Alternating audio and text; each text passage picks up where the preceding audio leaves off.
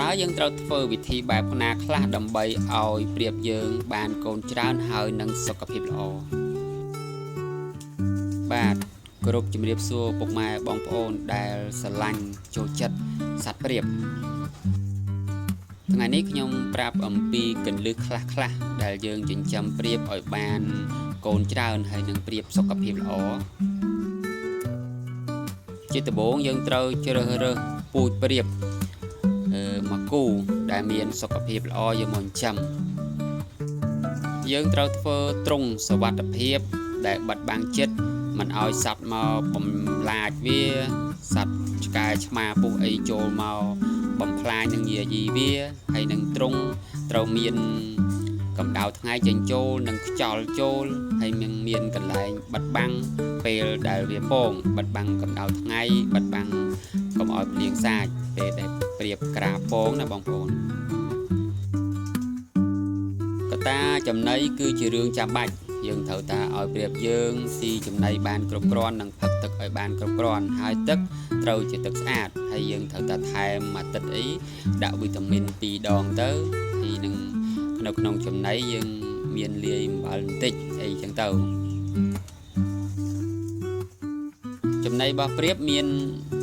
ស្រូវពោតសណ្ដែកហើយមានកន្ទុកអីលាយបាយតិចក៏បានបើបងប្អូនខាងខ្ជិលសមច្រើនអញ្ចឹងបងប្អូនដាក់ចំណីសម្រាប់ក៏បានពេលដែលប្រៀបយើងពងយើងមិនត្រូវទៅរំខានទៅលេងដើម្បីឲ្យវាទៅផ្ទះស្លាបបែកពងទេដល់ពេលវាក្រាបបាន18ថ្ងៃវានឹងចាប់ផ្ដើមញាស់កូនណាពេលញាស់កូនបាន1ថ្ងៃ2ថ្ងៃបងប្អូនអាចផ្លាស់ប្ដូរសម្បុកចាស់នឹងចោលយើងដាក់សម្បុកថ្មីដើម្បីឲ្យកូនប្រៀបយើងមានសុខភាពល្អហើយនឹងផ្ដល់ចំណីច្រើនជាងមុនសម្រាប់ឲ្យមេបាវាយកទៅបញ្ចុកកូនហើយចំណីនោះយើងត្រូវតែលាយចំណីកូនមន់ខ្លះទៅដើម្បីឲ្យវាចំណីនេះទុនដើម្បីឲ្យកូនប្រៀបយើងតូចហ្នឹងទទួលសារជាតិចិញ្ចឹមបានលឿនយើងមើលបងប្អូនពេលណាប្រៀបវាបញ្ចុកតែមួយបញ្ចុកកូនបងអញ្ចឹងកូនប្អូនវាអត់សូវបានចំណីអញ្ចឹងយើងត្រូវតែយកបន្ថែមចំណីដោយយកសារ៉ាងមកបាញ់ចំណីចូលទៅក្នុងមាត់វាតែម្ដងដល់ពេលកូនប្រៀបយើងបានអាយុ15ថ្ងៃវាដុះស្លាបចិត្តរៀងធំតិចហើយបងប្អូនអាចយកវាចេញពីសបុកចាស់ហើយរៀបចំសបុកថ្មីដើម្បីឲ្យប្រៀបយើងពងមួយសាទៀតយើងសង្កេតមើលបងប្អូនពេលដែលមេប្រៀបវាចឹកកូនវាមកគូនឹងទៅហើយវាចឹកវាលែងឲ្យស៊ីចំណីបានន័យថាប្រៀបហ្នឹងវាចេះស៊ីចំណីហើយយើងត្រូវទៅដកកូនប្រៀបហ្នឹងទៅដាក់វងកូនប្រៀបគ្នាវា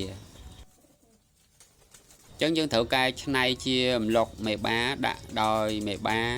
កូនតូចដាក់ដោយកូនតូចអាចជំទង់នោះដាក់ដោយជំទង់តាមវគ្គរបស់វាបងប្អូនដើម្បីឲ្យវាទទួលចំណីបានគ្រប់គ្រាន់បើមិនចឹងទេអាតូចវាស៊ីអត់ឈ្នះធំទេវានឹងក្រិនហើយនឹងលូតលាស់យឺត